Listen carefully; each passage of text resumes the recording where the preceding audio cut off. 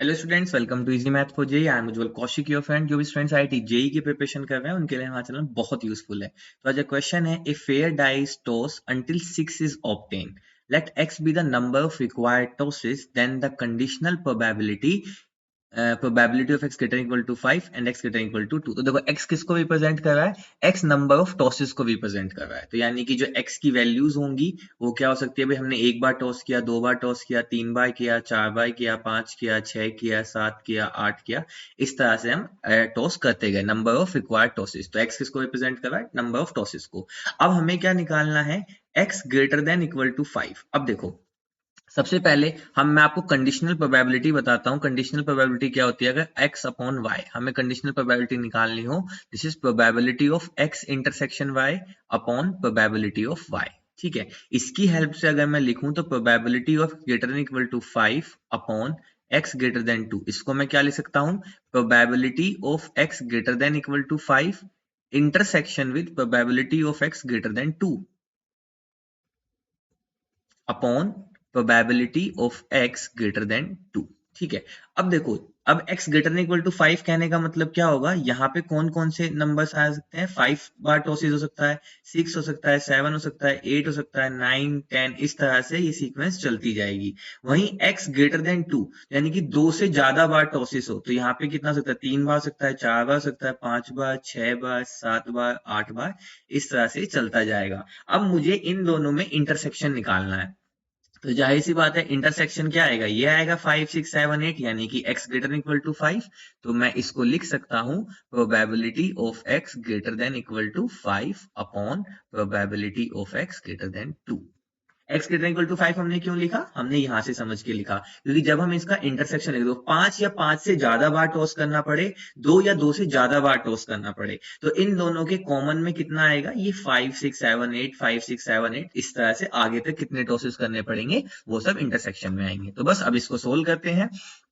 So this is equal to, अब देखो probability निकालनी है, अगर हमने x को 5 बार टॉस किया, देखो x किसको रिप्रेजेंट कर रहा है, नंबर ऑफ टॉसेस को, तो हमने 5 बार टॉस किया, तो 5 बार हमने जब ही, अब देखो ए फेयर डाइस तो अंटिल द 6 इज ऑब्टेन, तो मैं पहले यहां पे लिख देता हूं प्रोबेबिलिटी ऑफ,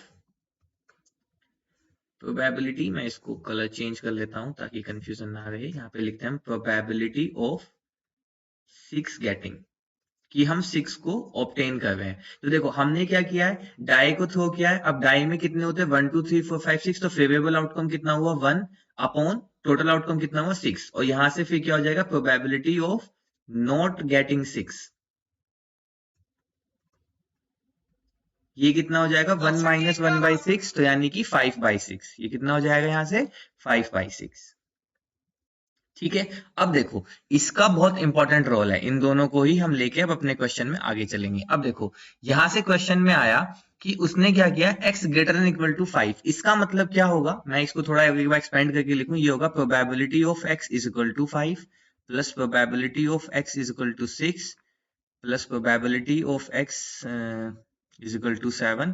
इस तरह से ये सब अटेम्प्ट ऐड होते जाएंगे, कहां तक, इनफाइनाइट तक, अपॉन x ग्रेटर देन 2 का मतलब प्रोबेबिलिटी ऑफ, हमने 3 बार टॉस किया, x is equal to 3 plus x is equal to 4 plus x is equal to 5।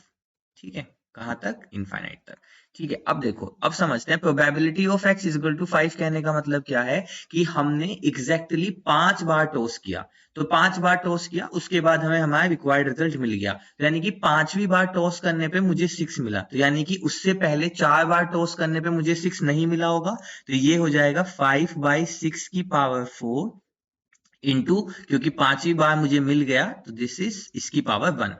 ठीक है, अब प्लस, मैं कलर चेंज करता हूं ताकि आपको समझ में आता है। अब हम इसको सोल्व कर रहे हैं, probability of x equal to 6 कहने का मतलब क्या है, कि मैंने नंबर ऑफ रिक्वायर्ड टॉसेस, यानी कि मुझे 6 बार टॉस करना पड़ा। अब मुझे 6 बार टॉस करना, देखो उसने साफ दिया है कि ए fair dice until 6 is obtain, जब तक 6 नहीं आएगा तब तक वो करता रहेगा, और उसने कहा कि उसने 6 बार टॉस किया, तो 6 बार टॉस किया, तो इसका मतलब पहली 5 बार में उसको 6 नहीं मिला होगा, तो यानी कि 5/6 की पावर 5, और यानी कि अब वह उसको 6 क्या हुआ, मिल गया। ठीक है, चलो अब ऐसे ही आगे वाले को लिखते हैं, प्लस अब इसको समझते हैं, x इज इक्वल टू 7 होता है, नंबर ऑफ रिक्वायर्ड टॉसेस कितने थे, 7, तो यानी कि 7 थे तो पहले 6 टॉसेज में उसको नहीं मिला होगा, तो नॉट गेटिंग 6 की ये, तो इसकी पावर 6 इंटू 1/6, ये इसी तरह से जाता रहेगा कहां तक, इनफाइनाइट तक, अपॉन, ठीक है, अपॉन। अब देखो, अब रिप्रेजेंट करते हैं x इजिकल टू 3, अब आप समझ गए होंगे मेरे हिसाब से, तो ये कितना हो जाएगा कि यानी कि 5/6 की पावर 2, 2 बार उसे नहीं मिला 6, लेकिन तीसरी टाइम्स में उसे 6 मिल गया, प्लस ऐसे अब 5/6 की पावर 3, 1/6 की पावर 1, इस तरह से कहां तक, इनफाइनाइट तक।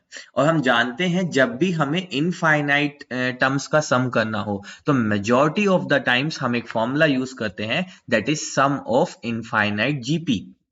वो क्या होता है, S infinity is equal to a upon 1 minus r, जहां पे ए क्या होती है हमारी फर्स्ट टर्म, आर क्या होती है हमारा कॉमन रेशियो। क्योंकि देखो हमें सिर्फ जीपी में ही इनफाइनाइट टर्म्स को सम करना आता है टिल क्लास 12 तक, ठीक है। तो सम ऑफ जीपी का ही हम मेजॉरिटी ऑफ द टाइम, जब भी आपको दिखेगी आपको टर्म्स को, इनफाइनाइट टर्म्स का सम निकालना है, तो आप तुरंत अपने दिमाग में एक इनपुट दीजिए कि मेजॉरिटी ऑफ द टाइम हम यहाँ पे अब सम ऑफ इनफाइनाइट जीपी इस फॉर्मूले का यूज करेंगे। तो चलिए डिनोमिनेटर में, न्यूमिनेटर में पहले यूज करते हैं। तो फर्स्ट टर्म क्या है हमारी, 5/6 की पावर 4 इंटू 1/6, और क्लियरली ये क्या है, एक जीपी है। सबसे पहले ये भी क्रॉस वेरीफाई कर लीजिए कि वो गिवन जो आपकी सीरीज बन रही है वो एक ज्योमेट्रिक प्रोग्रेशन हो, ठीक है, इंटू अपॉन 1 माइनस, अब देखो कॉमन रेशियो अगर मैं निकालूं तो 5/6, 1/6 से 1/6 कैंसिल, तो ये बच जाएगा 5/6, तो कॉमन रेशियो कितना आ जाएगा, 5/6। तो यहां से इक्वल का साइन हटाते हैं, इक्वल का साइन आएगा यहाँ पे,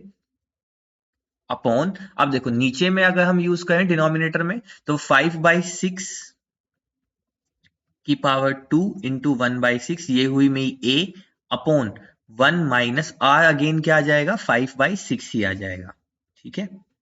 आर क्या आ जाएगा, अगेन 5/6 ही आ जाएगा। अब अगर आप यहाँ पे ध्यान दें तो ये कुछ इस तरह से बन गया है मेरा, तो क्लियरली ये टर्म्स इससे कैंसिल आउट हो जाएगी, तो मेरे पास रिमेनिंग क्या बच जाएगा, उसको लिख लेते हैं। तो रिमेनिंग बच जाएगा 5/6 की पावर 2 है, तो यहाँ पे 4 है, तो ऊपर में बच जाएगा 5/6 की पावर 2, और 1/6 से 1/6 कैंसिल आउट हो जाएगा, तो अपॉन में बच जाएगा 1, तो सिर्फ मेरे पास यही बच गया, दिस इज 25/36।